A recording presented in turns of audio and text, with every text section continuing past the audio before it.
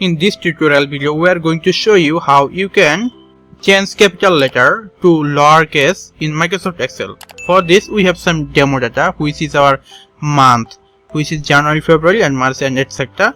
And these all data are in capital letter. We are going to convert it into small letter. So let's start. Here, this is our cell. We are going to enter equal, then write lower. You can see an function which is lower. Enter tab. Then this is our text. Click there and close the bracket. Press enter.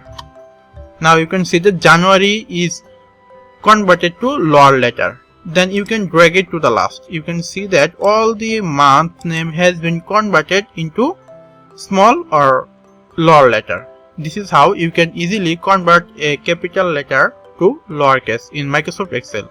Hope that you like this video. Thank you.